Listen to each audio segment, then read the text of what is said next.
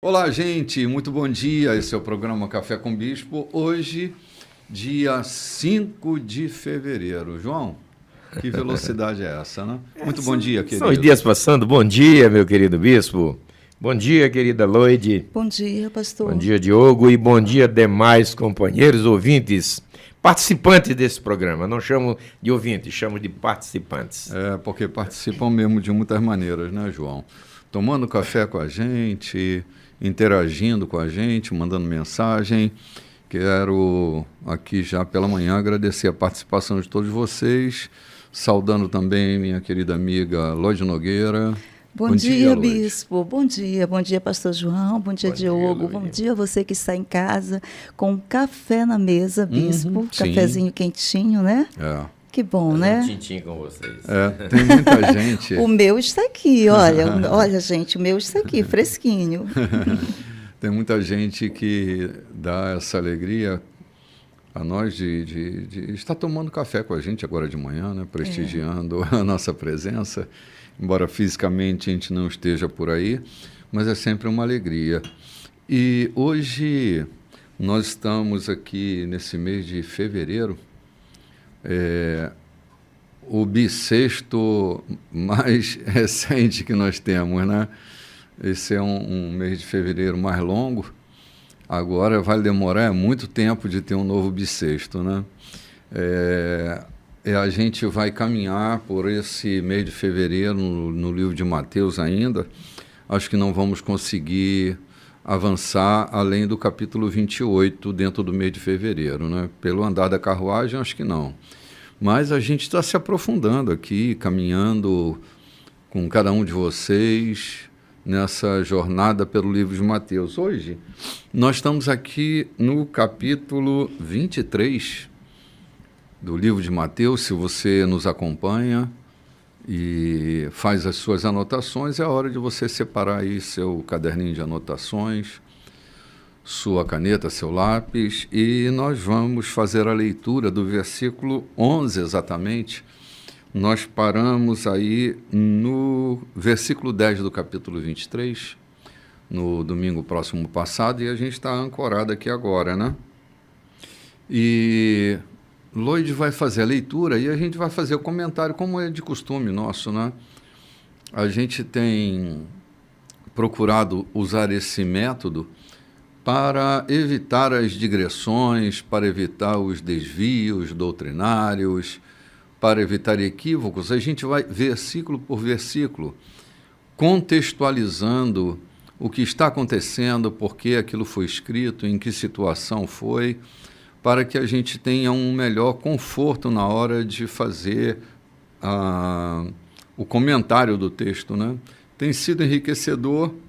Quero agradecer muito a todos os ouvintes, os pastores e as pastoras que nos ouvem dominicalmente, né? Tem sido fonte de inspiração e sossego para a alma, né? Ontem eu ouvia um amigo dizendo: estou morando distante de congregação, com dificuldade, estou me congregando com o programa de vocês. Tem sido a minha orientação espiritual, tem sido o meu caminhar, a minha congregação tem sido o programa de vocês. Uhum. Que bom. João e Loide, a gente está vivendo um tempo hoje de algumas dificuldades. As cidades cresceram e o deslocamento, a gente já não tem uma mobilidade urbana muito boa, né? Se eu não me engano, desculpe aí de cortar, eu vi uma reportagem ontem que o Brasil está na quarta posição do mais difícil transporte urbano. Eu acho que ainda é de boa maré essa reportagem, porque em se tratando da cidade onde moramos, a mobilidade urbana está cada vez pior, né?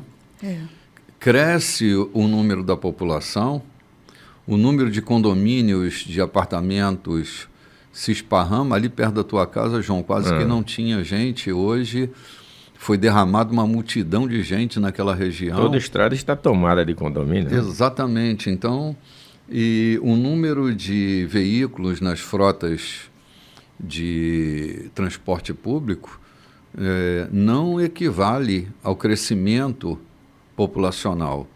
Então, nós temos dificuldade de locomoção. Por exemplo, uma igreja como a nossa, que é cosmopolita, não é uma igreja de bairro. Na verdade, poucas pessoas do bairro se congregam aqui. Tem gente que vem de outra cidade, né? Cidades mais distantes. Vem, às vezes, uma vez por mês. São José do Ribamar. São José do Ribamar, acho que João mora mais em São José do Ribamar do que aqui. Eu moro em São José do Ribamar, Passo né? do Lumiar, né? Muita gente nos acompanha por ali. Sim, E o culto virtual, né? Vem trazer essa aproximação com a igreja, né, bispo? Né? Olha, eu dei carona para um irmão, que ele se congrega conosco, que ele mora tão distante. Sabe ali a prefeitura de Passo do Lumiar? Uhum. Ele mora depois da prefeitura de Passo do Lumiar. Subindo no rumo do Tendal, né? Imagina como que esse cara chega aqui. Se os ônibus param de rodar às 21 horas, como é que ele vem para um culto? Então ele assiste pelo YouTube ou pela Rádio 92. Eu me encontrei esses dias no estacionamento de um supermercado com um rapaz que estava assim com um semblante leve, sorridente, e olhei na direção dele, ele estava descendo de uma moto e ele me saudou e eu o saudei também, e ele desceu da moto e veio falar comigo, perguntou se podia falar comigo uns minutinhos. E eu abri diálogo, ele disse, eu ouço vocês todo domingo, pela manhã, à noite.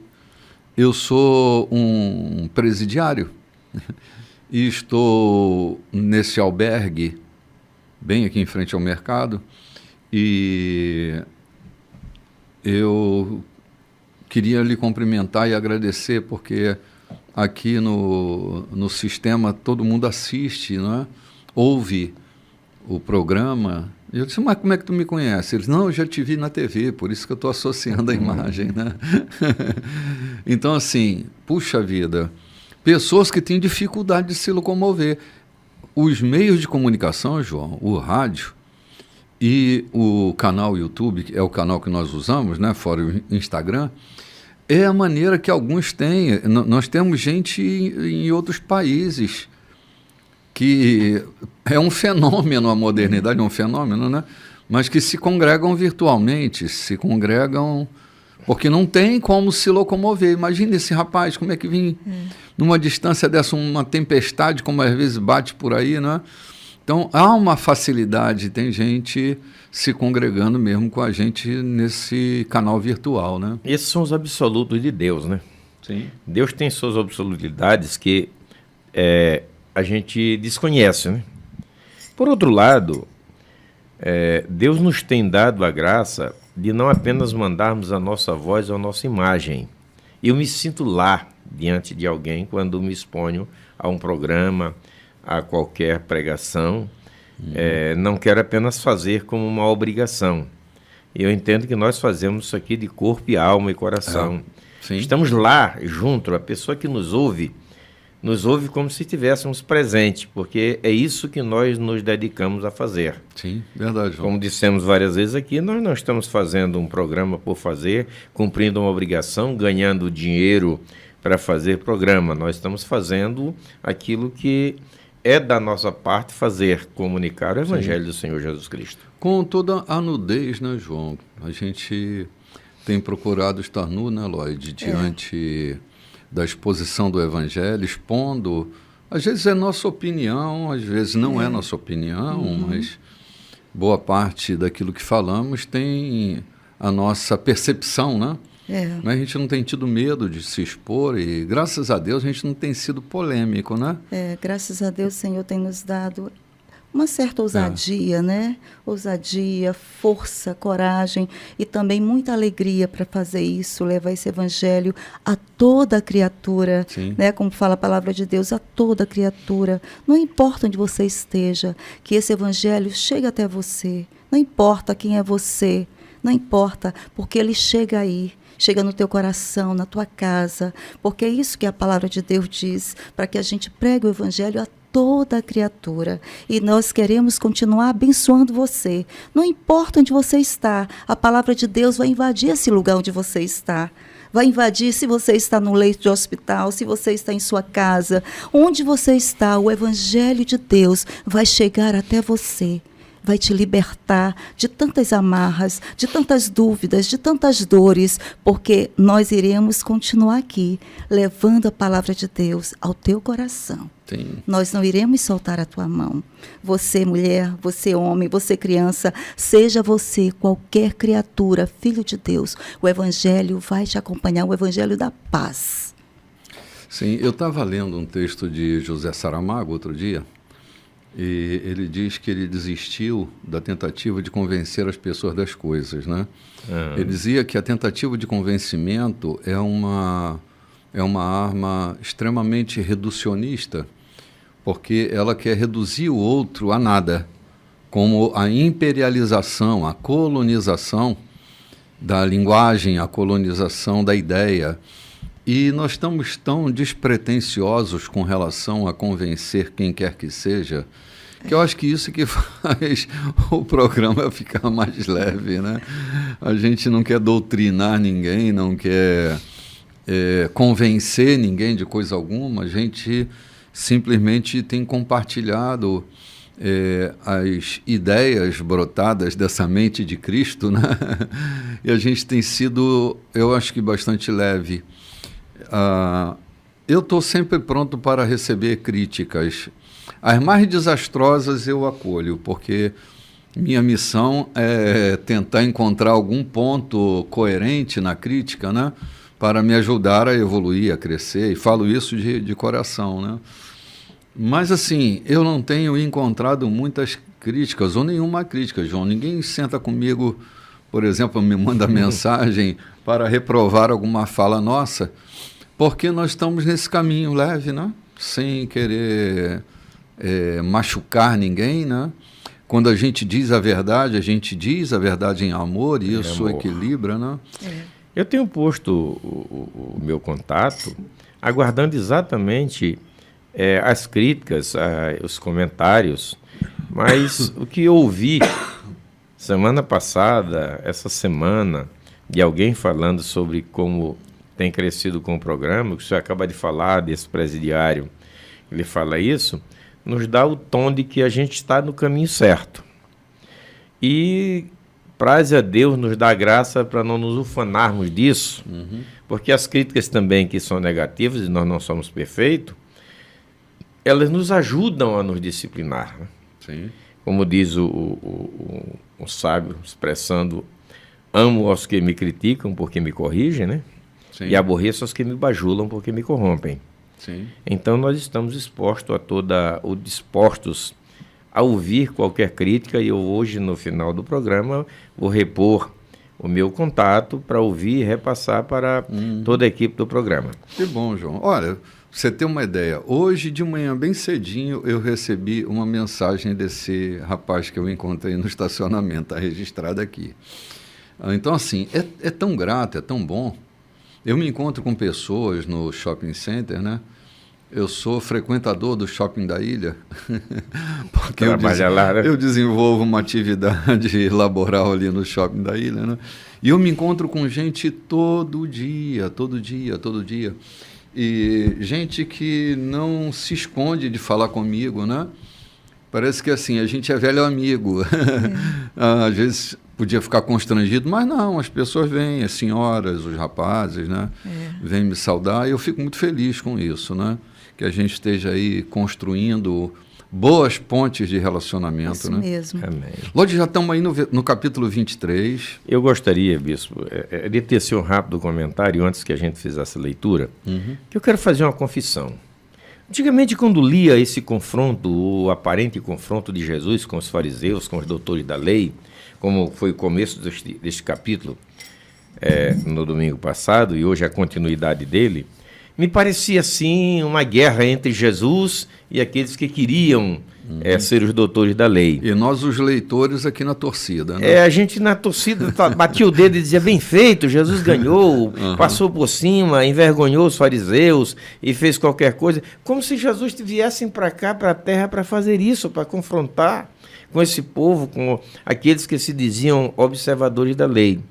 Sim.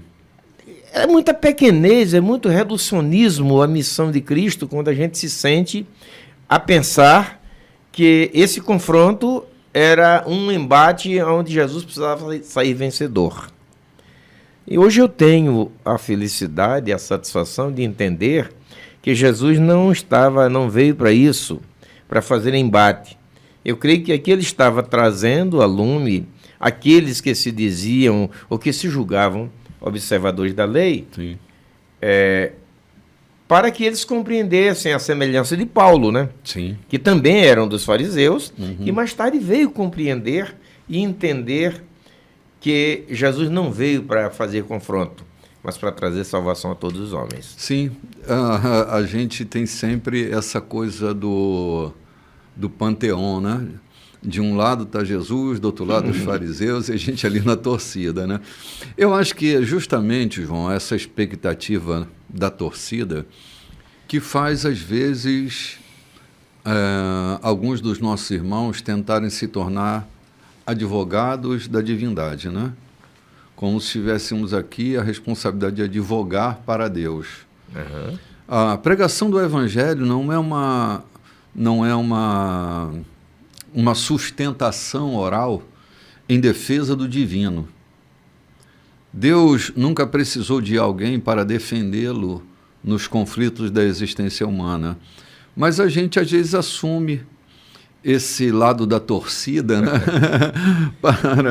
para um debate. E é tão feio isso, né? É tão feio. É pequeno demais. Sim. Meu irmão, eu vi, até comentei semana passada, eu vi uma reportagem no Netflix com o arcebispo anglicano, Desmond Tutu, e o Dalai Lama. Meu mano, eu não me tornei mais cristão ou mais budista depois desse encontro. Eu continuei centrado em Cristo. Mas esse diálogo intra-religioso, não inter, mas intra-religioso, o debate trata da alegria, missão alegria em tempos difíceis. É o tema da reportagem, né? Missão, alegria em tempos difíceis. E o diálogo daqueles dois trouxe tanta lucidez, pareciam dois meninos. Do outro lado, o Dalai Lama. Dalai Lama de um lado e Desmond Tutu do outro. As maiores expressões religiosas da época. Da época, sim. Então, eu via duas crianças brincando de falar da vida. A gente tem desaprendido muitas coisas ao envelhecermos. Uma delas é deixarmos a brincadeira. Como se Deus, assim, com todo respeito e reverência, como se Deus também não fosse um brincante. Ao criar-nos, ao estabelecer o caminho da vida, né? A gente acha que é mais cristão porque é mais sisudo, mais carrancudo. Não, a gente está desaprendendo a leveza da vida. E vê aqueles dois homens conversando, João? Um brincando, um puxando o dedo do outro. Depois eu vi a mesa eucarística posta pelo Desmond Tutu diante de um budista, e ele que nunca havia bebido vinho na vida dele, ele come o pão, coloca o dedo dentro do vinho e molha na boca em sinal de alto respeito à fé de Desmond Tutu. Embora ele não seja um cristão, é um budista, mas o diálogo é possível. Aqui na mesa nossa, aqui na nossa roda, a gente está falando de diálogos possíveis.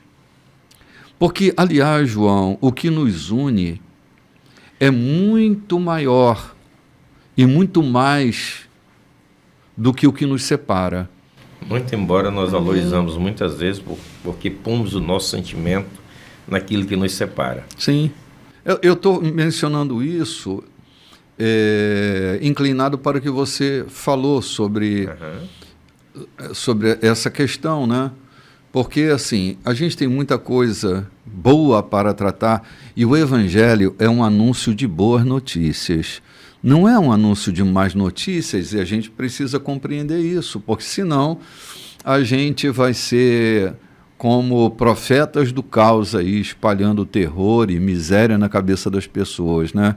Então, espalhe o amor, espalhe a compaixão, porque essa é a nossa missão precípua, né?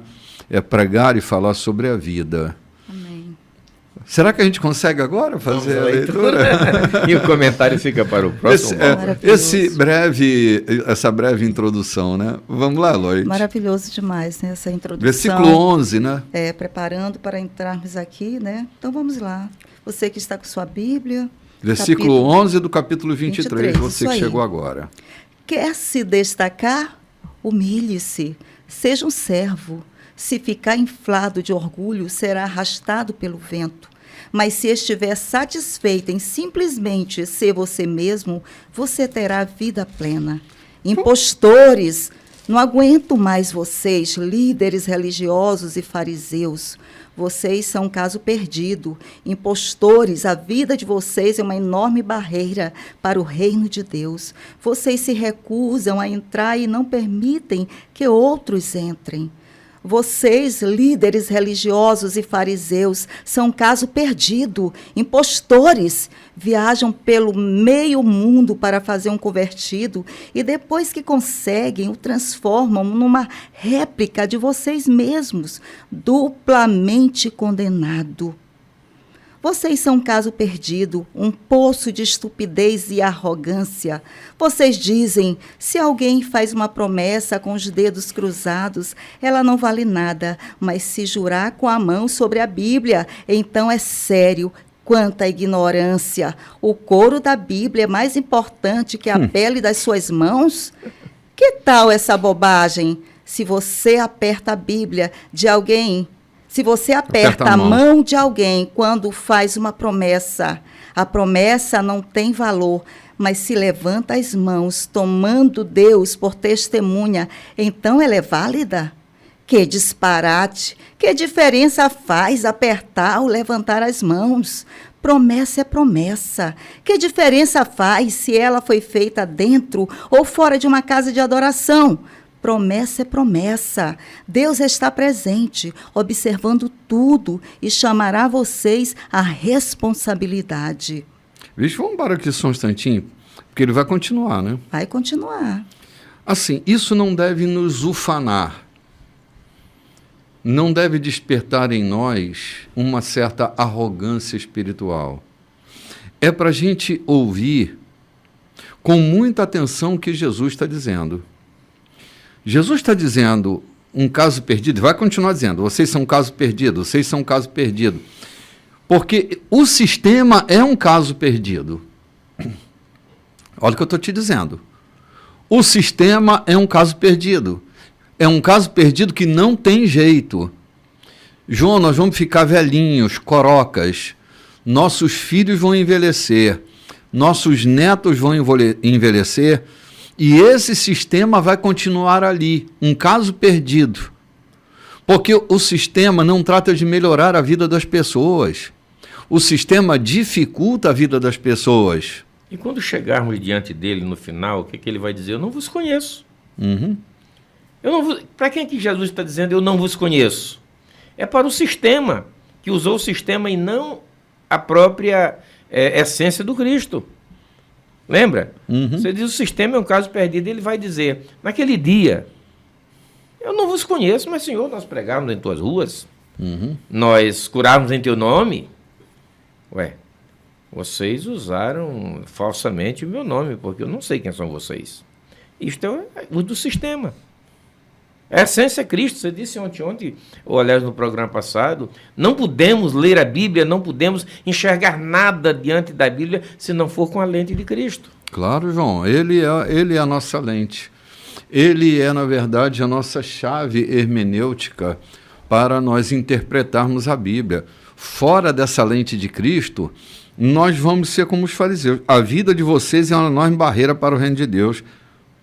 Vocês se recusam a entrar e não permitem que os outros entrem. Dificuldade é essa. Vamos ali tomar um cafezinho, Lloyd? A gente volta já já. Olá, gente, estamos de volta. Saímos comentando sobre esse debate de Jesus com os fariseus e não estamos na torcida vangloriando dessa palavra dura que Jesus está dando, porque ela nos remete à reflexão. Ao pensarmos no Evangelho, não podemos pensar nesse sistema que afasta as pessoas de Deus, que cria muralhas, falsa santidade. Santidade era o que Jesus fazia, João. Ele estava transitando no meio do povo. Ele não estava isolado numa montanha, se escondendo das pessoas, com medo da contaminação. Jesus se expunha o tempo inteiro. Nem o puritanismo judaico. João, como pode o santo ser influenciado pelo impuro? Como pode isso? Ser contaminado? Ser contaminado. Então, assim, os fariseus e os religiosos, porque tinha os saduceus, tinha outra gangue religiosa por ali, não tinha só os fariseus, né? Tinha um grupo grande de religiosos, de muitas facções. O judaísmo estava dividido. Os epicureus, os saduceus, eles os estoicos. Eles estavam misturados ali, né? E Jesus está propondo uma caminhada nele. Outro dia alguém estava dizendo que tem medo do caminho estreito. Eu disse que o caminho estreito chama Jesus. Que medo você tem de andar no caminho estreito? O caminho estreito é o próprio Jesus. Ele é a porta que se abre e é o caminho a se andar. Só quem tem medo de andar em Jesus são os religiosos. Porque eles vão ter que perder seus dogmas, vão ter que perder seus esquisitismos, sua falsa espiritualidade, porque religiosidade não é espiritualidade. Esvaziar as passa mochilas, longe às né? vezes, esvaziar as mochilas para passar Exato. por esse caminho estreito. Lloyd, eu tenho pensado muito no sofrimento de algumas pessoas.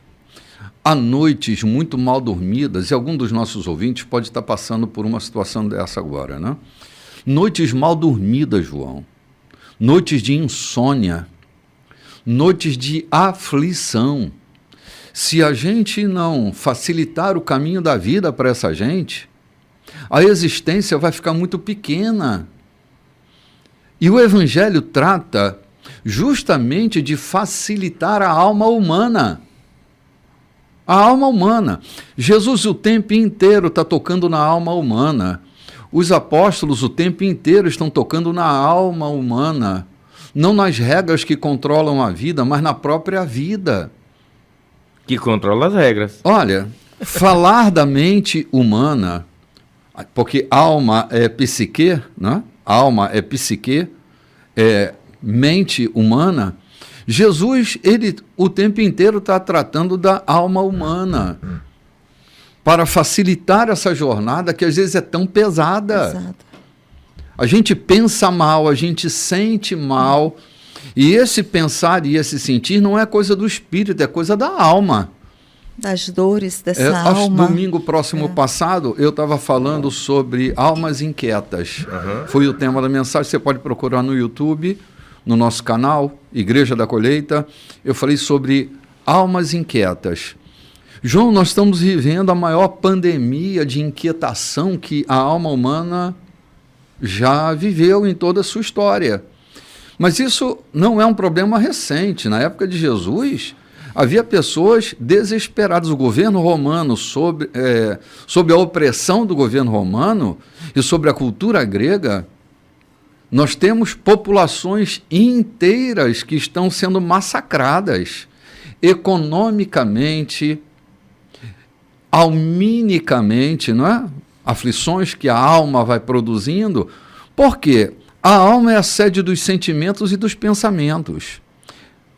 Salomão dizia no livro de Provérbios que sobre todas as coisas que você deve guardar, tem que guardar sua mente, seu coração, né? Que é uma metáfora, coração está falando do músculo, coração, mas está falando dessa sede dos sentimentos e dos pensamentos. Se a gente não cuidar da alma da gente, a gente vai continuar pensando mal.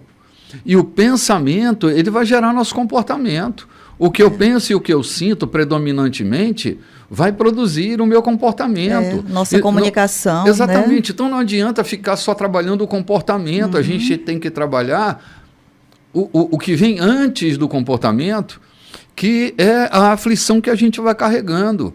E Jesus está o tempo inteiro. Né? Vocês estão sobrecarregados, estão cheios de ansiedade. Poxa, viva o dia, né? Basta o dia, o próprio mal que ele produz. Então, viva o dia que você está vivendo, né? O amanhã, você nem sabe se vai viver. Viva hoje intensamente, melhore seu dia. Tem momento que o Senhor diz, olhe para as aves do céu, olhe para os lírios do campo, né? Trazendo a realidade. Sim, gerando...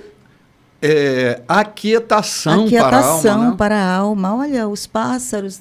Dê a você mesmo a possibilidade de olhar para os céus.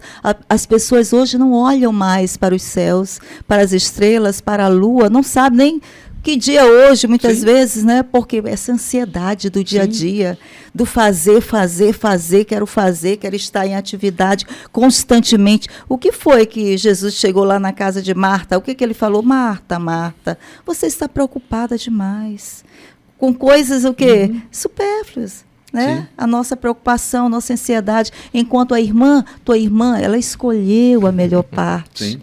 É que os fariseus e os religiosos, eles achavam que as regras mudavam a vida das pessoas. Não muda, João, não muda. Regra domestica. A regra, ela gera mais inquietação ainda. Porque oprime, bispo, a regra oprime, a regra engaiola. Você falou ainda agora como é que o profano, o santo pode ser contaminado pelo profano. Eu lembrei de um tempo da minha juventude e que isso muito mexeu comigo. Aqui no estado, os nossos jovens não eram incentivados a ir para a faculdade, para se tornarem grandes homens à sociedade, porque havia um medo religioso de que eles se contaminassem com a filosofia que estava chegando, com as ideologias marxistas que estavam penetrando nas faculdades, e, portanto, eles eram vulneráveis, incapazes de resistir a essa ideologia, então eram proibidos, quase proibidos. É tanto que da minha geração, são poucos os que galgaram os umbrais da faculdade, da universidade. Eu posso contar no dedo. Por quê? Porque supunha-se que eles eram tão frágeis, quer dizer, o puro era contaminado pelo profano, e aí perdeu-se uma geração inteira de homens que podiam dar um grande suporte à nossa nação. Sim, com certeza, João. Por conta dessa visão distorcida, da visão religiosa, e não de uma visão de um cristianismo puro. Sim. É aquela coisa assim, vamos proteger nossos jovens, vamos dar tarefas para eles, que eles não possam respirar, que eles não possam viver fora. Gente, eu tenho muita preocupação dos meninos criados na igreja, porque eles não sabem viver no mundo, se tornam presas vulneráveis. Entende? Não conhece a malícia e precisa ter um pouco de malícia. Não para ser malicioso, mas para entender a malícia do outro.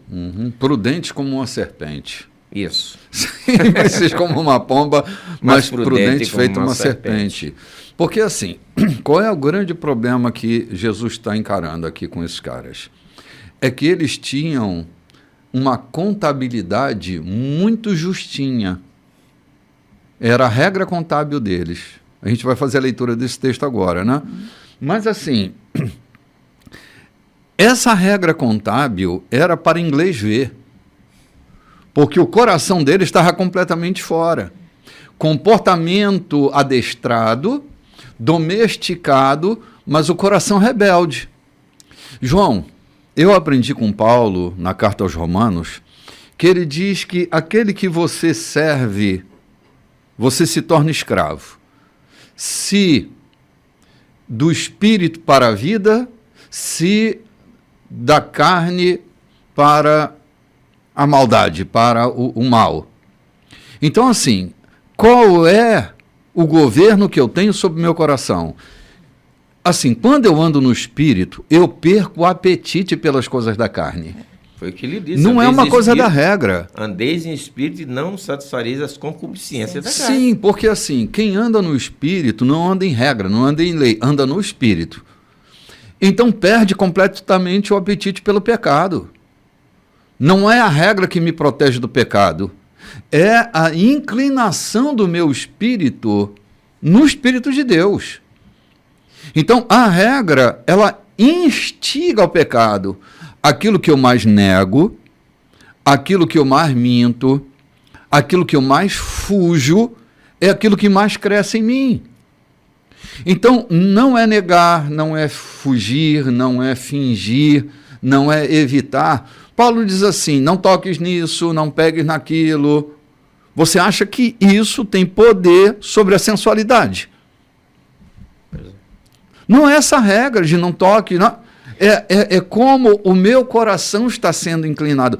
Ensina uma pessoa a se ver livre, a ser livre, e ela não será servil àquilo que é mal. Você disse sobre a sensualidade. Eu tenho dito que conheço muito mais homens que são verdadeiros adúlteros e nunca tocaram em uma mulher do que alguns que vivem pelos prostíbulos. Uhum. Porque o seu coração é verdadeiramente inclinado, desejoso, e se vê no seu olhar, na sua forma de olhar para uma mulher quando passa. Então, são verdadeiros adúlteros sem todavia ter cometido um ato sexual ilícito. João, o que a gente carrega dentro da gente, a gente tem que avaliar. O que a gente está carregando dentro da gente? Tem uma história, eu já contei essa história alguns meses, ou talvez alguns anos atrás. É a história que acontece com 2 monges. Eles vão caminhando de uma cidade para outra e eles vão atravessar um rio caudaloso, um rio forte, e tinha um lugar mais estreito que com cuidado podia se passar. Então eles vão caminhando naquela direção do estreito do rio e há uma mulher bem ali na beira do rio querendo atravessar. Ela não tinha as pernas fortes e resistentes como a dos monges. Era uma mulher com aparência frágil. A lei monástica desses monges dizia que você não pode olhar para uma mulher, não pode falar com uma mulher, não pode tocar numa mulher. Era a ordem monástica deles. Então era a lei do monastério. Todavia, ao chegar e ver a aflição daquela mulher e o perigo que ela corria de vida ou de morte, o monge mais velho a toma nos braços, atravessa com ela o rio, coloca ela em segurança na outra margem e segue o seu caminho. E o monge mais novo, Que era o aprendiz, estava caminhando com ele, passou a tarde caminhando, isso aconteceu pela manhã. Durante a tarde toda, quando foi chegando o anoitecer, ele perguntou ao monge mais velho, que era o seu tutor: mestre, na nossa ordem monástica, não é proibido olhar para uma mulher, falar com uma mulher, tocar numa mulher? Por que o senhor pegou aquela mulher no colo e atravessou o rio com ela? O monge mais velho, olhando para ele, disse: qual mulher? De que mulher você está falando? Olha que lição. Para o monge mais velho, era só uma mulher que ele atravessou e deixou em segurança. O rapaz ficou com essa mulher girando na cabeça dele a manhã toda, a tarde toda, ia anoitecendo e ele ainda com aquela história da mulher na cabeça dele. A regra da vida fez aquele monge mais velho garantir a segurança da vida daquela mulher. Era só um ser humano. Para aquele rapaz, serviu às regras e não entendeu o espírito da regra, o espírito da lei, que a lei mata, é o espírito que vivifica, o espírito da lei, a intenção original da lei, que era a vida, aquele homem só salvou uma vida.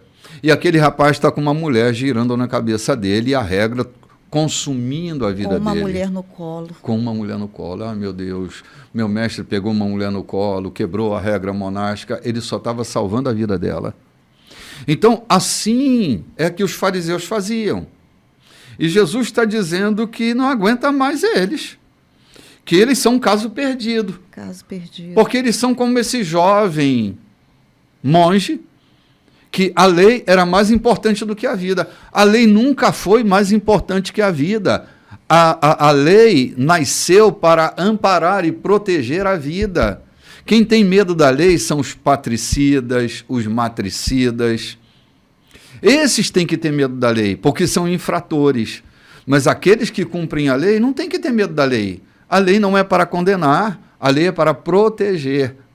A condenação é um dos fatores protetivos da lei, mas a lei não está ali para punir, a lei está ali para proteger. Que coisa séria é essa? Parece que os fariseus não estavam entendendo nada disso, né? Salvo engano, é Tiago que diz, faz o bem e terá louvor da lei, né? Pois é, vai fazer o bem, cara, vai salvar vidas, né? E nós estamos aqui com esses fariseus engasgados, religiosos engasgados aqui, e Jesus dizendo o tempo inteiro, vocês são um caso perdido, né? É. Olha o texto que a gente vai ler agora, versículo 23, né, Lloyd? Isso. Vocês, líderes religiosos e fariseus, são um caso perdido. Impostores, mantêm registros contábeis meticulosos, dão dízimo de cada centavo que ganham, mas no essencial da lei de Deus, coisas como justiça, compaixão e compromisso, absolutamente básicas, vocês deixam de lado sem nenhum remorso. A atitude cuidadosa tem o seu valor, mas o essencial é indispensável. Vocês não imaginam quão tolos parecem escrevendo uma história de vida equivocada do princípio ao fim, nessa preocupação com pontos e vírgulas?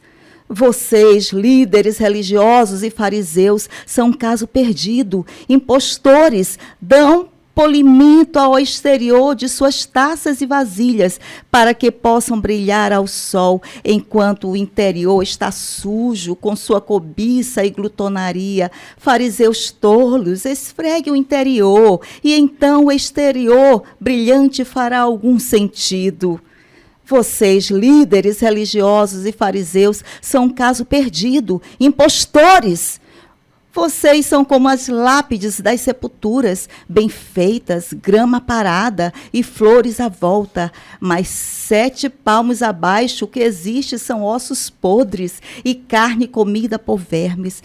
Para quem olha, vocês parecem santos, mas por baixo desse verniz são uma fraude. Vocês, líderes religiosos e fariseus, são um caso perdido e impostores. Vocês constroem túmulos de granito para os profetas e monumentos de mármore para os santos. Dizem que se tivessem vivido no tempo dos seus antepassados, não teriam sangue nas mãos. Conversa! Vocês e aqueles assassinos são farinha do mesmo saco. E cada dia acrescentam homicídios à sua ficha criminal. Vamos parar aqui um instantinho só. Eu quero pegar lá no começo, eu vinha ouvindo para cá, coloquei para ouvir e me espantou ouvir essa expressão em uma outra versão que diz assim, vocês limpam o exterior do prato, mas o que vocês põem nele é fruto de roubo, da cobiça de vocês, da exploração dos outros. Vocês põem uma mesa linda e oferecem essa mesa para alguém, mas o que está ali sendo oferecido é produto de exploração do empregado, é produto de roubo, de engano. Eu fiquei estupefado quando vi isso, porque eu, na verdade, ainda não tinha dado atenção a essa profundidade. A aparência de justiça com o produto. Aquela história, o dízimo do mel feito em casa, né? Sim, exatamente. A garapa, né? O dízimo do mel vendido como mel de abelha e, na verdade, é um mel caseiro feito de garapa, né? João, você está falando isso, eu me lembro que há muitos anos atrás eu pastoreei uma comunidade rural. E tinha um homem desses, assim, muito rigoroso. Sabe aquele cara rigoroso, né? Que não passava uma vírgula, que contabilizava tudo, fiel dizimista, mas ele vendia melaço como mel. Ele ia para a feira, vendia as garrafas que dizia que era mel, mas não era mel. Punha até uma asinha de abelha ali para parecer. Sim, um pedacinho de favo, para parecer que era. E se orgulhava do dízimo dele. Fraude. Fraudulento. Um lencinho santo não faz mal, né? Lloyd, essa coisa de coar mosquito e engolir camelo é uma tragédia, João. É coisa do sistema, Bia. Sim, porque o sistema valoriza esse prato brilhando. Esse sistema valoriza a louça que brilha no sol. Essa polidez toda, né? Sim, tá. Esse glamour. Exato, que o glamour, atrai, exatamente. Chama atenção. Exatamente. Esse status que eu tenho, né? Essa coisa que eu levo. Eu tenho seguidores, eu sou tal, eu tenho a melhor pregação. Eu estou ali dia a dia na internet, na web. E são esses que a gente chama para a nossa sou cidade. Eu, não é eu que sou certo. Justamente quem é o da vez, quem é a bola da vez, quem é o cantor da vez, o pregador da vez, a pregadora da vez, é essa que merece, né, estar sendo ouvida pela Farinha igreja. do mesmo saco. É essa que vai dar o quê? Que vai dar, né, mais dinheiro na entrada, mais resultado nas vendas da bilheteria, né? Vai dar aquela falsa sensação de que eu estou tendo sucesso ministerial, né? Justamente. Além do glamour, também tem a falsa generosidade, né? Eu exploro o negócio, eu quero vender o meu caminhão que vale 50 mil reais, e eu faço uma promessa: se eu vender o meu caminhão por 60, eu darei 5 de oferta. Eu estou explorando, encontrando um tolo, buscando encontrar um tolo, se eu sei que o valor dele é 50 mil. Mas eu estou ganancioso, eu quero encontrar 65 mil, e logo eu faço uma promessa, um voto de que se eu vender por 60... Uma rachadinha com o divino. Eu coloco 5 mil no tesouro da igreja. Eu já vi tanto isso acontecer desde a minha infância, que hoje me causa náusea entender isso. Uma certa vez encontrei o irmão me dizendo: você quer comprar meu caminhão? Eu disse: eu não estou querendo comprar agora. Mas quanto é o seu caminhão? É 40 mil reais. Teu caminhão vale 28 mil ao preço de mercado. Mas eu vou vender por 40 porque eu tenho um Deus. Eu disse: eu não quero esse teu Deus para mim, porque um teu Deus que explora o outro para te beneficiar, para mim não é justo. É lamentável, mas são coisas reais. Eu disse para ele, na lata, sem respeito, até peço desculpas: eu não quero esse teu Deus para mim, que te beneficia em detrimento do prejuízo alheio. Isso para mim não é justiça divina. Sim. João e Lloyd, a religiosidade requer aparência, mas a espiritualidade nos faz tão humanos que a gente não precisa de aparência. A gente é o que é. É o que é. Olhando para o gênero humano, e me desculpem aqui os mais polidos, olhando o gênero humano, eu estou com Jesus nessa história. Somos todos farinha do mesmo saco. Só seres humanos. E se a gente quer melhorar alguma coisa, o modelo é Jesus. Pode ser que a ponta desse chicote esteja nos pegando, né? Claro que sim, João, porque assim, a gente está dentro do sistema. Pois é. Não é como se assim, então vocês estão fora do sistema? Nós não estamos fora do sistema, nós estamos dentro dele. Estamos denunciando, né? Estamos buscando não viver pelo sistema, mas infelizmente estamos dentro de um sistema político, sistema religioso, o sistema que rege o nosso viver. Sim. E que nós buscamos melhorar isso vivendo em Cristo. Sim. Tentando afastar aquilo que o sistema quer produzir em nós. João, eu acho que não tem jeito. Mas a saída era a gente refletir muito seriamente e mudar nossas atitudes ao pensar: essa igreja que aqui está, ela tem se parecido com Jesus? Não, vamos colocar nossa mão na consciência. A igreja tem se parecido com Jesus? Essa igreja pode ser chamada de pequeno Cristo? de cristão, assim, eu posso me chamar de cristão? Eu estou me parecendo com ele? Eu posso ser confundido com ele? Com a mão na consciência, a gente pode mudar alguma coisa, com atitudes coerentes. Mas o que eu acho é que o sistema não vai mudar nunca. Nunca. Porque o sistema, João, tem lucros absurdos. E eu não estou falando só de lucro monetário, não. Tem lucros de toda a natureza, de influência, de poder. Né? E que é coisa mais corruptível que o poder?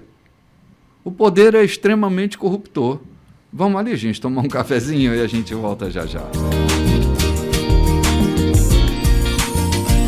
Olá, gente, estamos de volta. Esse é o terceiro bloco da nossa programação.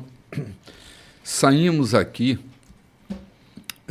com o comentário de Jesus, e ele vai continuar por todo esse capítulo 23, estabelecendo uma fala sobre a conduta dos religiosos, inclusive os fariseus. E Jesus não é muito doce com eles, né? Todavia, a gente não está aqui numa torcida, mas tentando aprender e aplicar à nossa própria vida aquilo que Jesus instrui como a verdadeira vida. A pregação do Evangelho sobre os religiosos é tão severa, Jesus é tão severo nisso. Eu estou o tempo inteiro vendo nesse texto que a gente está lendo uma certa reprovação. Vocês são um caso perdido. Vocês são um caso perdido. É Jesus dizendo o tempo inteiro, vocês são um caso perdido. Vocês estão construindo uma estrada e colocando pedágio nela, quando o caminho está posto e não há pedágio no caminho. Não há terceirização no trajeto do caminho. O caminho está livre para qualquer um passar.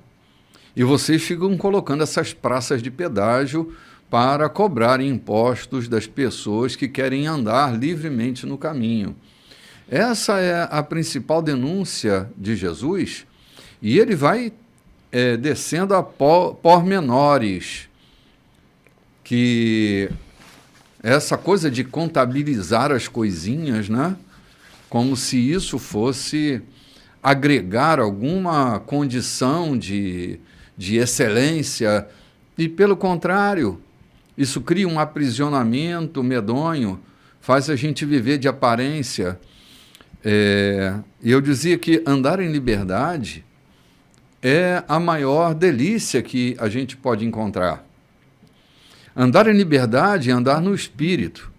E quem anda no Espírito não tem inclinação, pendor para as coisas da carne, para as coisas do pecado. O pecado é um corpo estranho. Quando a gente peca de alguma maneira, isso dói, incomoda, isso faz a gente nem dormir direito, não é? Porque não faz parte da nossa nova natureza, né? Não faz. Desse novo corpo que nós ganhamos em Cristo. Então, assim, vivamos o Evangelho, vivamos a liberdade que nos foi concedida por Jesus, e não agarrados a normas, dogmas, que por si só não tem poder nenhum.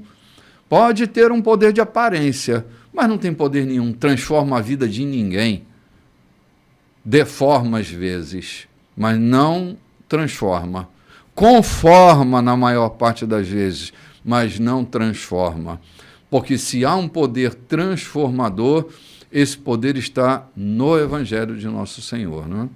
Nós já estamos aí pelo capítulo 23, versículo 33, né? 33. Vamos fazer a leitura, Lloyd? Vamos para lá. a gente complementar esse capítulo, né?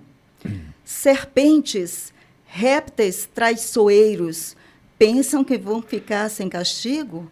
Acham que vão sair sem pagar? É por causa de pessoas como vocês que envio profetas, guias sábios, mestres, geração após geração, e geração após geração, vocês os tratam como lixo, incitando lixamentos e abusos contra eles. Há uma coisa que vocês não podem evitar: cada gota de sangue justo derramada na terra, começando pelo sangue de Abel, um homem bom, até o sangue de Zacarias, filho de Baraquias, assassinado por vocês enquanto orava, está sobre a cabeça de vocês. Afirmo que tudo isso será cobrado desta geração. Jerusalém, Jerusalém, assassina de profetas, matadora dos mensageiros de Deus. Quantas vezes desejei abraçar os seus filhos, como a galinha recolhe seus pintinhos debaixo das asas. Mas você não quis. Agora está desolada, não passa de uma cidade fantasma. O que mais posso dizer? Apenas isto. Estou de saída. Da próxima vez que me virem, vocês irão dizer: ó, ele é um bendito do Senhor e está vindo para instituir o governo de Deus. Eita, meu Deus do céu. Se isso não abrir os nossos olhos, João, Lloyd e queridos amigos que nos ouvem nessa manhã, se todo esse percurso não nos incitar a abrirmos os nossos olhos para nós mesmos, então também não vai ter jeito para a gente. Porque só tem jeito para a gente quando a gente acolhe de bom coração e procura colocar em prática aquilo que Jesus nos ensinou. Lembrem-se, queridos amigos, nós somos discípulos de Jesus. A instrução de Jesus nos interessa absolutamente, porque é na instrução dele que nós somos transformados de glória em glória, dia a dia, todo dia, sendo transformados. A gente perde o apetite para as coisas ruins quando a gente anda com Jesus. A gente perde o apetite para o pecado quando a gente anda com Jesus. A gente perde o apetite para esse estilo de vida de condenação para aqueles que estão fora de Cristo e dentro da religião. Que os nossos olhos sejam iluminados, que os olhos do coração possam enxergar de alguma forma, que o nosso olhar seja mais respeitoso para a vida que nos foi concedida por Deus, que a vida tenha mais respeito por nós, ou melhor, que nós respeitemos mais a vida, para que dias melhores possam vir sobre as nossas vidas. Já é cruel demais viver debaixo de sistemas tão injustos quanto os sistemas políticos, os sistemas religiosos. Jesus veio abrir esse caminho para uma vida mais leve. Andemos nele e vivamos. A vida está nessa caminhada que vamos fazer nele. Deixe seus medos de lado, seus apavoramentos, porque a proposta é andar com Jesus. Ande com Jesus e você não vai satisfazer qualquer desejo da carne. Ande com Jesus e o pendor do teu coração será sempre para as coisas do Espírito. Perdão, é assim que os que caminham com Jesus encontram a leveza como ambiência da sua caminhada sobre a terra. Vem caminhar em Jesus. Quando ele diz que ele está de saída, e estava mesmo, daqui a poucos capítulos, ele vai estar sendo entregue, vai ser crucificado e ressuscitará, assumirá o trono do universo, assumirá o governo do universo, e vamos acompanhar isso passo a passo. Está chegando a hora, e ele está anunciando que a hora está próxima, a hora da sua morte, a hora do sepultamento e a hora da ressurreição. Nós vamos acompanhar, a partir do capítulo 24, esse momento se acelerar um pouco mais. Mas nós conhecemos bem a história, sabemos que o seu destino é o trono e não nos espantaremos, mas muitos dos seus discípulos ficaram espantados quando a sua vida tirada lá no Calvário e se desapercebem de todas as promessas que ele fez, inclusive essa, da instituição do reino de Deus sobre a face da terra, né? Gente, nós vamos caminhar agora para o capítulo 24, né, João e Lloyd? Indo para esse capítulo, nós vamos dar mais um passo. Antes da gente entrar nesse capítulo 24, eu queria só lembrar que hoje é o primeiro domingo do mês de fevereiro, dia 5 de fevereiro, e nós temos a nossa mesa, né? A mesa do Senhor vai estar posta, onde passamos a entender que o pão não é meu e o Pai não é meu. O pão é nosso, o Pai é nosso. E nessa grande celebração, onde o pão é nosso e o Pai é nosso, nós queremos convidar você para estar conosco agora no encontro das 18h30, que vai ao ar pela 92 a partir das 19 horas. Mas desde as 18h30 nós estamos nos reunindo para cantarmos nossas canções, para o culto que celebramos. Então você é nosso convidado. Nós estamos aqui na Rua Santo Antônio, número 14, no Recanto dos Vinhais, e vocês que nos acompanham pela internet, o canal é Igreja da Colheita, e vai estar sendo transmitido, querendo Deus, se a transmissão não cair, nós vamos estar transmitindo ao vivo para todo o planeta, né? Então você pode nos ajudar divulgando, né? De alguma forma, está contribuindo financeiramente para com a obra de Deus, para que a gente, enquanto instituição, possa sobreviver, porque há uma parte institucional que a igreja tem, não é? Que é a sua pessoa jurídica. A gente tem um prédio, tem impostos para acertar, tem conta de energia, tem conta da internet, tem funcionários que a gente precisa pagar, tem manutenção de equipamento. Então, a nossa despesa não é muito pequena e nós contamos com a contribuição daqueles que nos acompanham e são beneficiados pela transmissão do culto ao vivo, né? Muito bem, dito isso, a gente vai para o capítulo 24, né? E dizer a vocês que comungam conosco, que foi muito gostoso domingo passado, quando batizamos 10 novos cristãos que publicamente deram seu testemunho de fé em Cristo Jesus, né? Isso para nós foi muito agradável, gostoso, e venha se juntar a esse número de cristãos que professam de fato e testemunham do seu sentimento e amor por Cristo. Exatamente isso, João. A igreja está andando, as pessoas estão se agregando à fé e nós continuamos caminhando com muita alegria. Lloyd, capítulo 24 é um capítulo que Jesus vai desfechando o seu discurso e fica cada vez mais enfática a sua defesa do Evangelho, né? E a proposta do caminho. Eu queria ver uma coisa aqui, é que às vezes a gente fica lendo e não se apercebe do local onde as coisas estão sendo ditas, né? Quando Jesus trata com os fariseus e os chama de hipócrita, ele está numa área do templo, né? Uhum. Jesus está tratando com eles lá no templo, não era num lugar qualquer. Era lá onde era o reduto dos religiosos. Sim.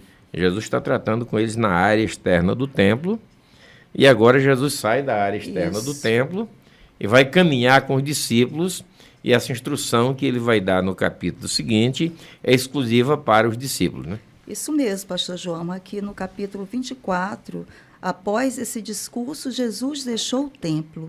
E enquanto se afastava, os discípulos elogiavam a imponente arquitetura daquela casa de adoração.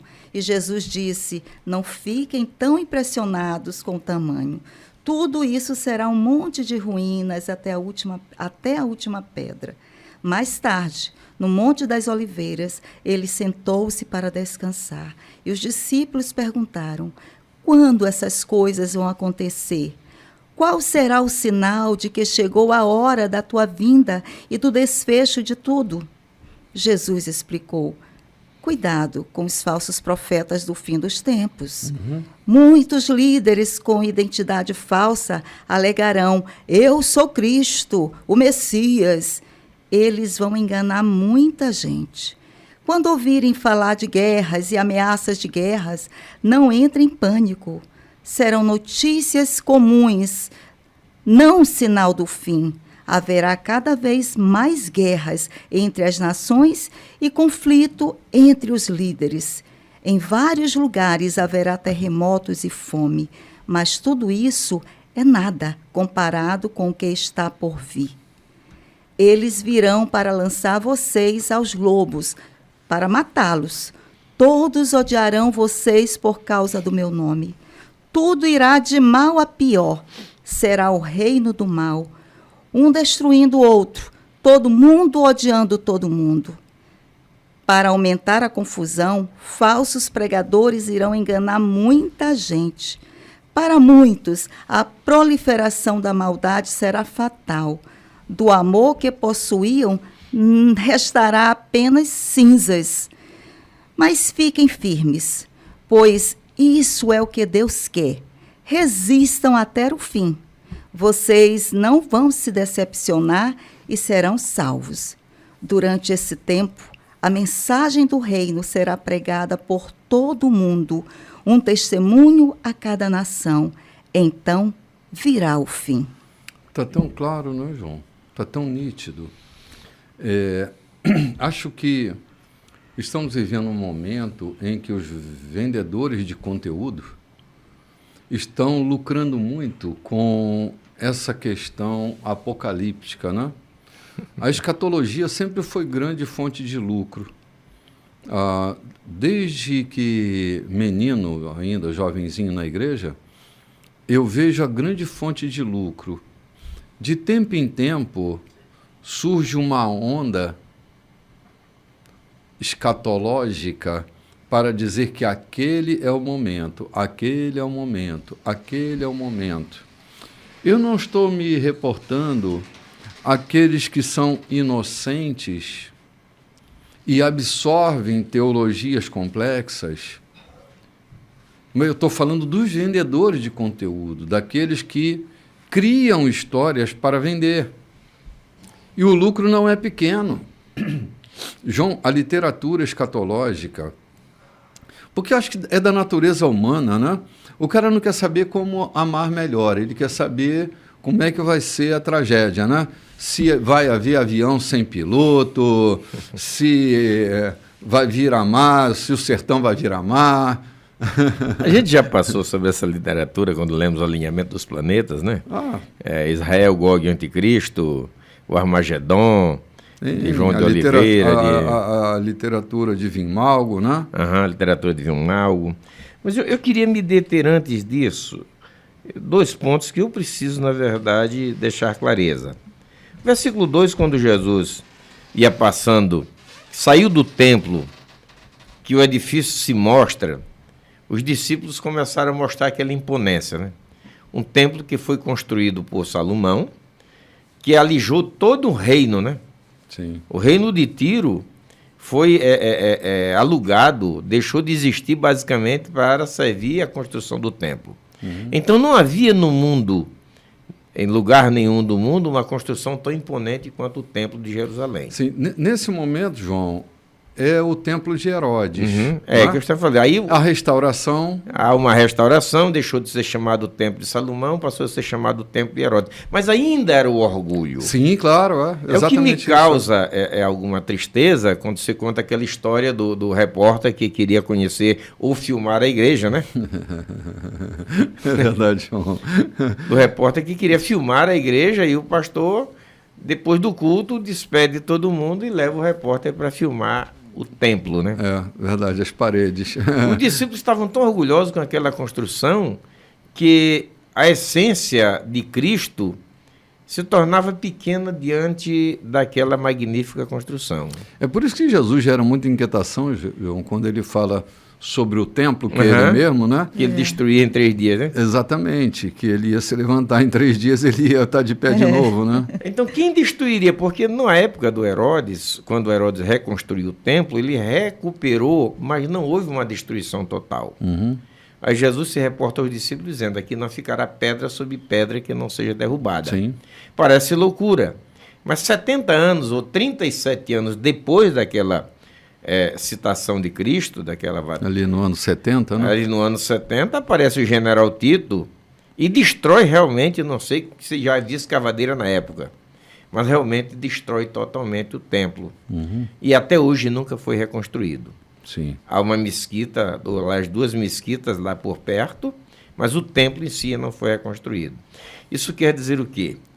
Que a nossa religião, que a nossa fé, que o nosso orgulho de sermos cristãos não pode estar preso ao templo que nós construímos. Eu costumo citar, certa vez uma irmã chegou lá em casa e me ajuda a comprar uns sacos de cimento para a construção do nosso templo, que eu fui encarregada de conseguir 10 sacos de cimento. Aquela pobre irmã sequer tinha para comer. Se põe um fardo tão pesado, vez por outra a gente ajudava, minha esposa ajudava ela a ter o que comer, mas ela assume a responsabilidade de conseguir 10 sacos de cimento para a construção do imponente templo. Não era nem uma construção, era ampliação de um templo. Ou seja, o orgulho de colocar ou de fazer um templo estava sobre colocar fardo pesado na costa de alguém que sequer tinha para comer. Sim. João, o animismo foi uma cultura grega que tomou conta da igreja, do pensamento da igreja, que ainda hoje é muito perigosa, porque a gente põe ânimo, a gente sacraliza um lugar para lugarizar Deus. Deus não anda em lugares, ele anda em pessoas. Quando Paulo diz aos Coríntios, né? Vocês são sagrados. Vocês são o templo onde Deus habita e o templo é sagrado. Logo a vida de vocês é sagrada. Então a gente tem essa coisa devocional com o lugar na busca de tentar lugarizar Deus.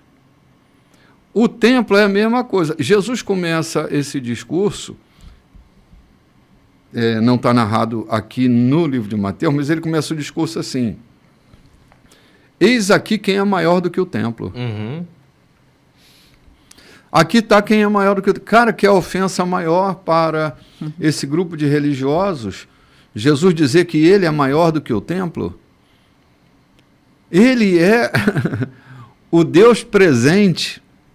Então Deus não é maior do que o templo, o maior é o templo que alega a presença de Deus.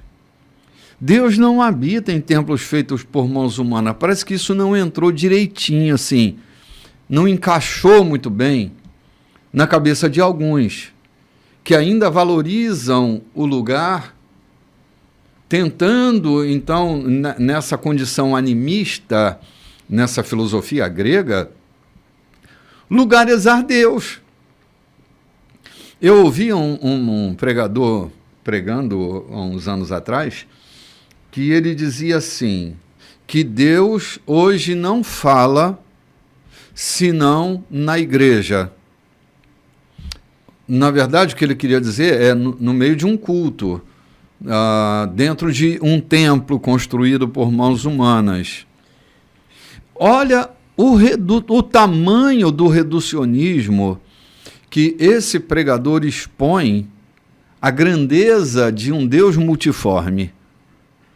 Deus fala até por meio de uma jumenta, como é que Deus vai falar só dentro de um culto?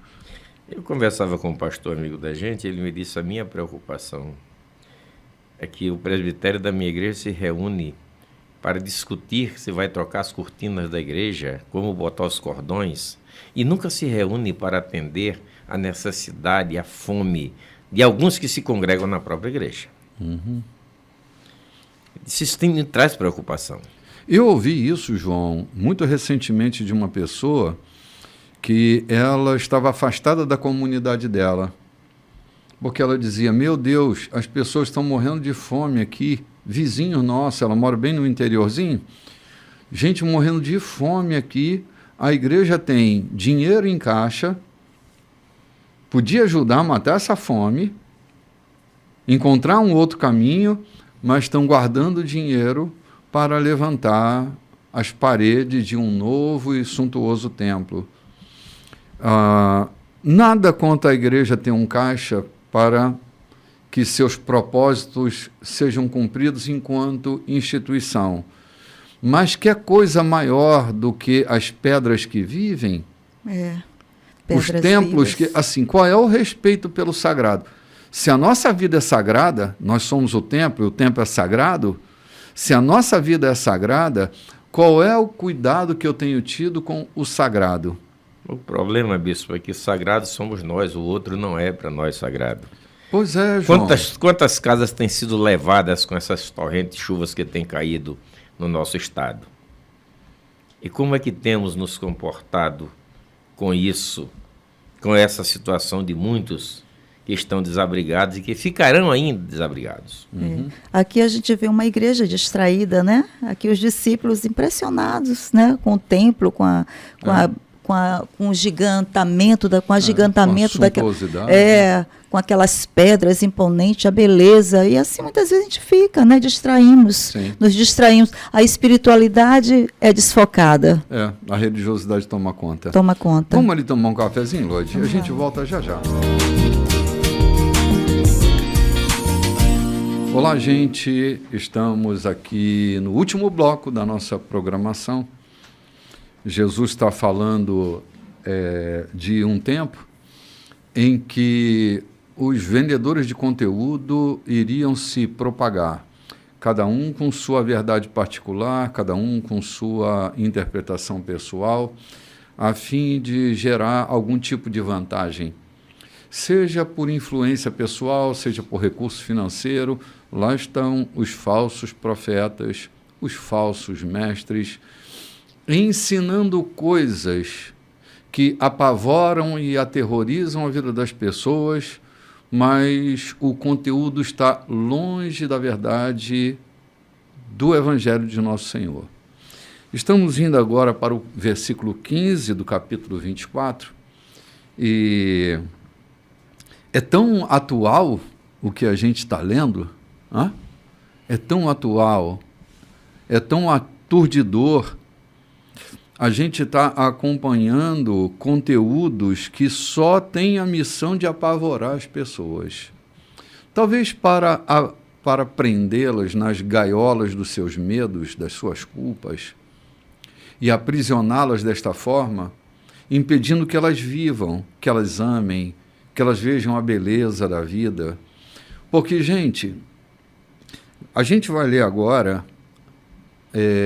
um conteúdo que deve nos chamar muita atenção. Trabalhar o movimento escatológico requer muito cuidado e respeito pelas Escrituras. Falando de anticristo, falando de besta, perguntasse a um cristão dos anos 70 quem era a besta, quem era o anticristo, eles não tinham dúvida, Nero era o cara. Então, há muitos Neros. Pergunte, na época da Segunda Grande Guerra, quem era o anticristo.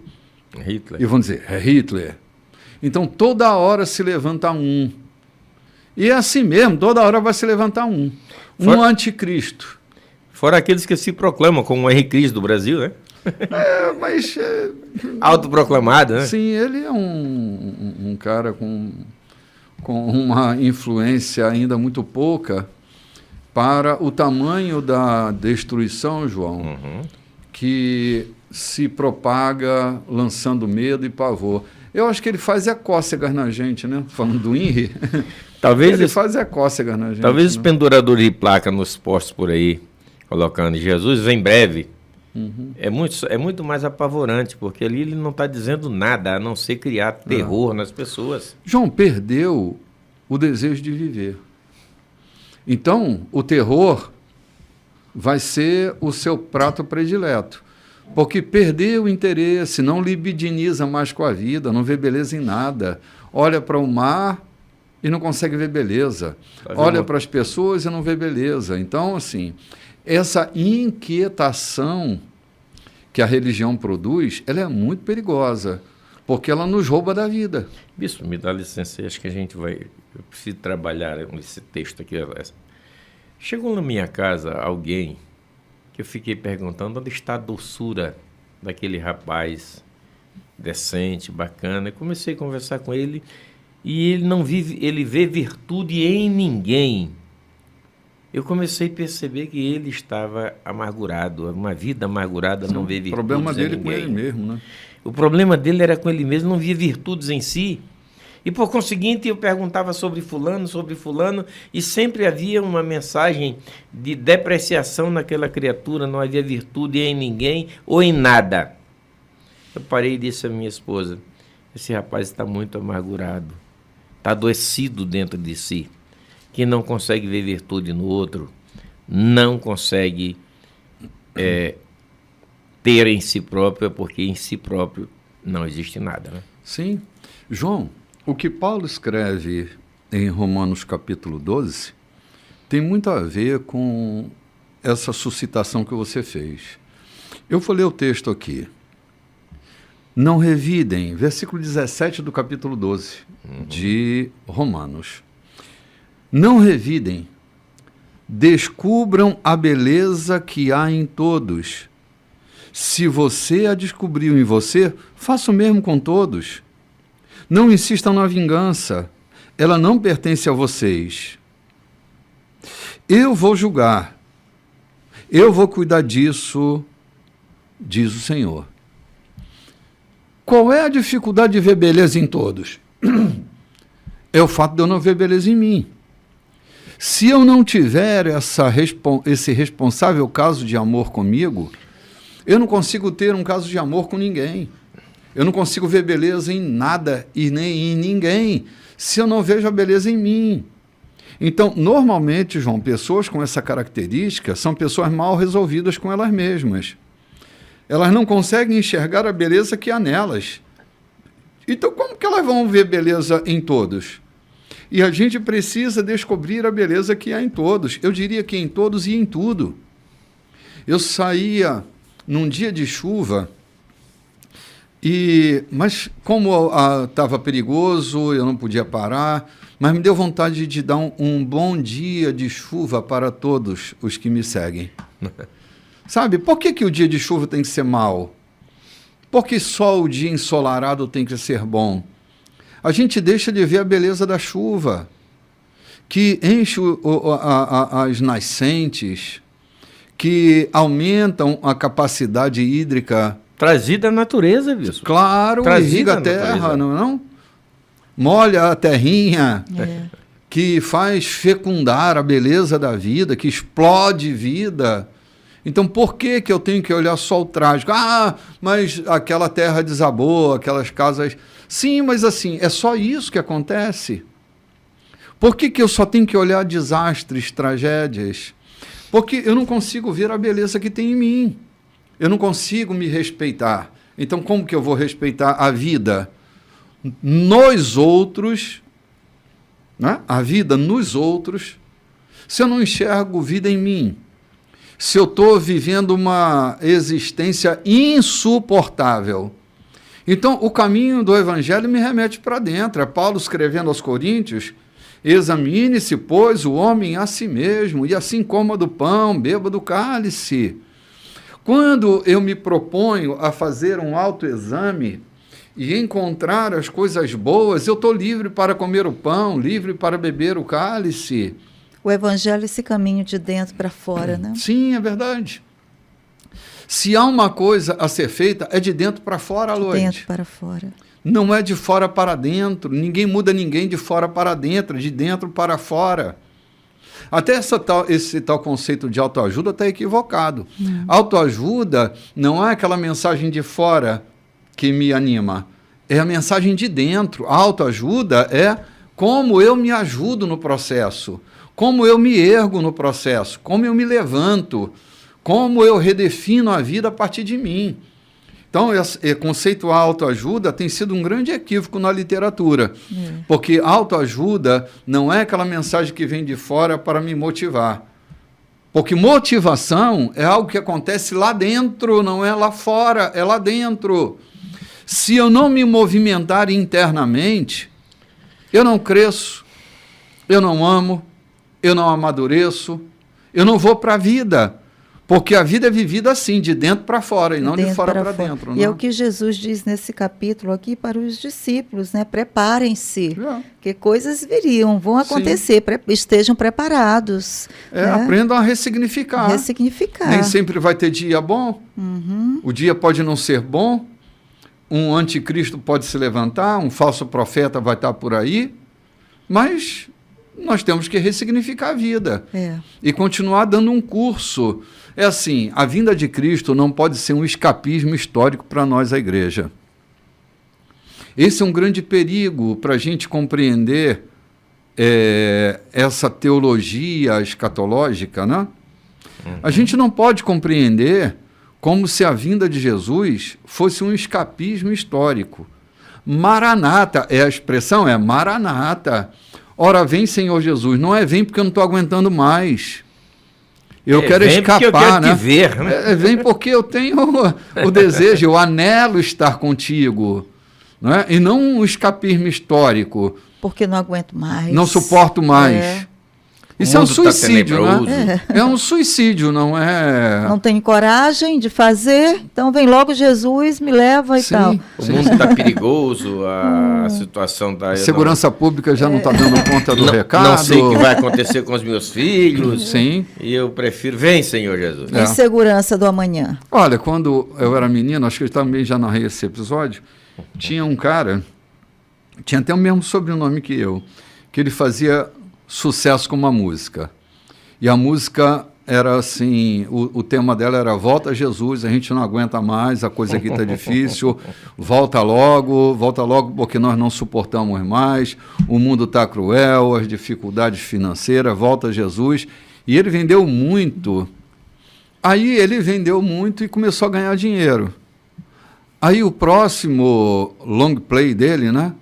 O tema desse novo long play era Jesus espera mais um pouco, aguarde um pouco mais, não venha tão depressa, espera mais um pouco, temos muito a fazer. Então, assim, essa escatologia tem muito a ver com o meu estado de espírito. Se eu não suporto mais, eu me lembro daquela grande onda da nova era, né?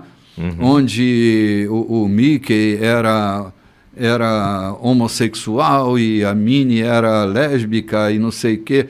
Puxa, que loucura, cara! A igreja foi tomada por um apavoramento. Quantas fogueiras foram feitas e as Barbies foram incendiadas. As crianças ficavam sem os seus brinquedos, porque simplesmente se levantou um doidinho para ver demônio em tudo quanto era lugar.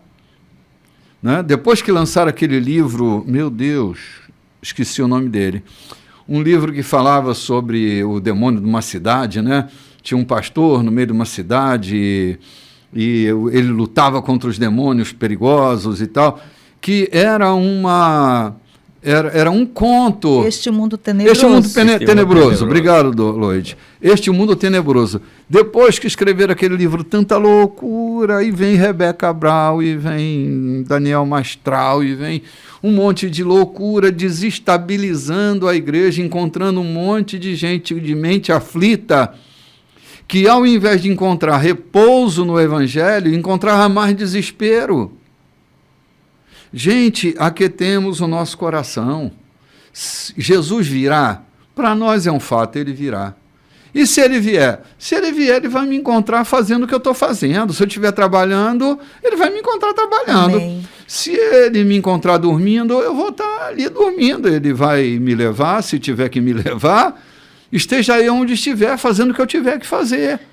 Tem um hino muito lindo do Luiz de Carvalho, quando Jesus vier me buscar. Eu posso estar orando, cantando, deitado, dormindo, trabalhando. Sim. Tomando banho? Porque, veja bem, então vamos entrar nessa questão. Quando Jesus vier me buscar, eu tenho que estar numa situação específica. Significa dizer que eu não estou em relação, em sintonia com Ele. Eu não estou em sintonia com Ele. Não é preparado, eu não estou em sintonia com Ele. Mas se eu estiver em sintonia, eu vou continuar as minhas atividades. Claro. E se eu estiver fora de casa, de lá, nós vamos juntos. Exatamente. Amém. Exatamente. Então, assim, puxa, para com a aflição. A vinda de Jesus não será terrível para você. Uhum. Ela é grande. Ela é grande e terrível, né?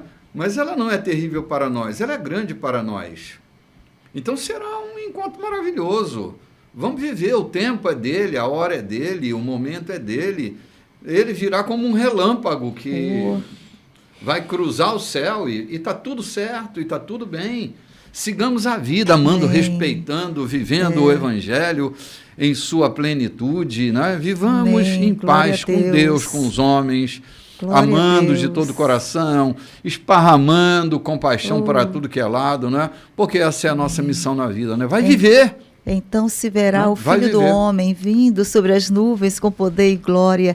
Essa o pastor João não conhece. Conhece, pastor João? Então se verá o Filho do Homem. Rapaz, os cantores baixaram aqui agora, Diogo. Olha aí. Com poder e glória. Essa o senhor não conhece, pastor. Então se verá. É exatamente isso. Alguém cantava que alguém que tinha alguma afeição por mim cantava, então se o verá. Se o verá. Essa foi ótima, gostei. Lógico, nós vamos lá para o capítulo 24, versículo 15. Versículo 15. Estejam preparados para fugir quando virem a besta da profanação instalar-se no santuário do templo. Quem lê as profecias de Daniel sabe do que estou falando.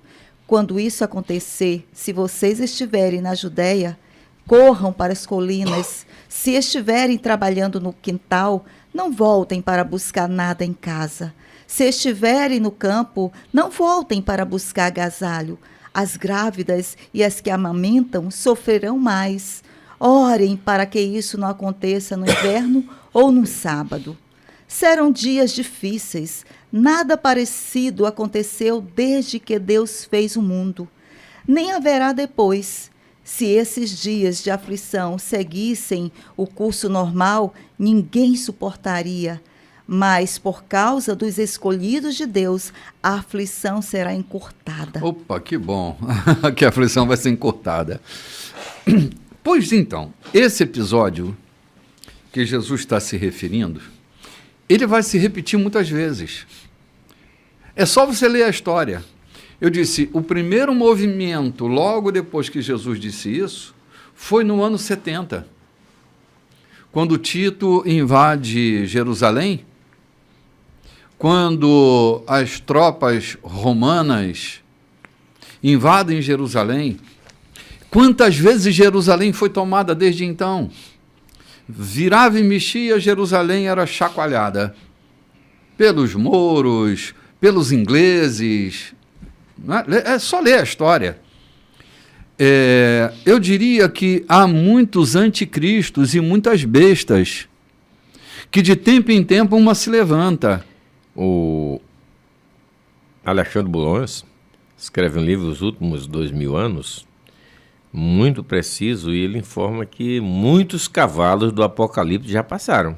Sim. O vermelho, muitos dos cavalos do Apocalipse já passaram no mundo. Outros ainda estão por vir, mas alguns já passaram. João, é que às vezes a gente fica com uma teologia mofada, com cheiro de naftalina e sustentando com medo de se perder. Porque assim, a teologia nada mais é que a filha da reflexão teológica. De tempo em tempo a gente vai ter, não estou falando das coisas absolutas de Deus, eu estou falando das questões relativas, porque teologia trata do que é relativo, não trata do que é doutrinário, trata do que é reflexão, e que de tempo em tempo vai precisar de revisão. Se a gente não faz revisão porque faz da teologia a doutrina da gente, a gente começa a complicar o caminho da nossa própria experiência como igreja na Terra, agarrado e com medo da gente se perder. Mas a gente tem que refletir, tem que pensar. É por isso que esse assunto de escatologia é um assunto que assim, não é muito do meu interesse estar tocando, porque vira e mexe a gente tem que fazer revisão, vira e mexe a gente tem que fazer revisão. Não é que eu não estude sempre, não é que eu não leia sempre, eu estou sempre lendo. Mas assim, às vezes eu leio um conteúdo que eu digo, meu Deus, isso aqui já passou há tanto tempo, esse cara está agarrado nisso aqui ainda. Esse cavalo já esteve por aqui, tem tanto tempo e ninguém ainda está agarrado nesse cavalo, na sela desse cavalo, né? Então, assim, a gente precisa estar caminhando. Olha, se despreocupe, gente, em nome de Jesus, se despreocupe com relação à vinda do Senhor. Ele virá. Será um dia grandioso, né? Será um dia grandioso. Descanse em Deus. Se tem uma coisa que você precisa se especializar em fazer, e eu acho que essa é a preparação para a vinda dele, vai amar. Vai amar. Vai ter compaixão e vai amar. Ame-se, tenha compaixão de si mesmo e tenha compaixão pelos outros. Vai encontrar a beleza que há em você e a beleza que há nos outros. Quer se preparar de uma maneira mais eficiente do que essa, João? Eu não sei quem é o autor de um hino que o Zé de Paula canta, que diz que quem ama cumpre a lei. Claro que cumpre. Claro, é isso que Paulo diz, que quem ama cumpre a lei. É de autoria de Paulo, o apóstolo, né? Quem ama cumpre a lei. Não foi isso que Jesus falou? Que o novo mandamento é amar? Mas é possível cumprir a lei também sem amar. João, vai cumprir o dogma da lei, mas não vai cumprir o espírito da lei. O dogma da lei. Porque o espírito da lei é amor. Não foi isso que Mateus registra no capítulo 25 que Jesus falou? Eles são professores da lei, faz bem ouvi-los, todavia imitá-los não, né? Sim, porque é exatamente isso. Eles não tinham amor.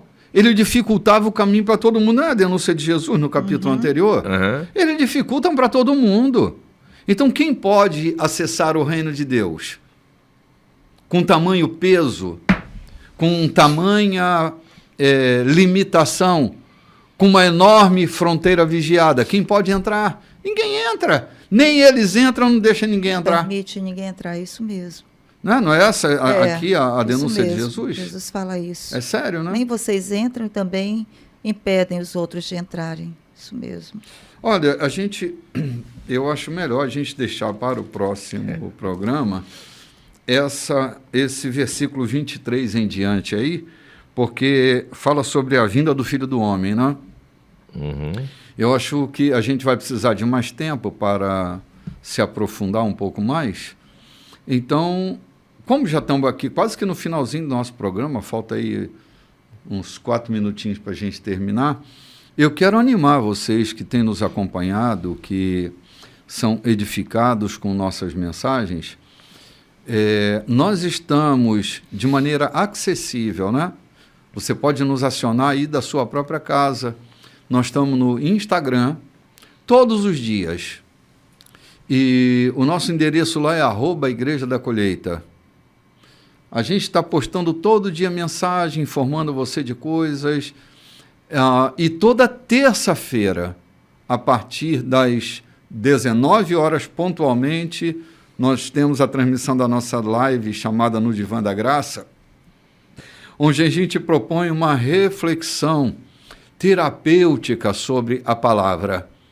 Tem sido um tempo delicioso, um tempo de vida, um tempo de paz, às 19 horas, toda terça-feira, no @Igreja da Colheita.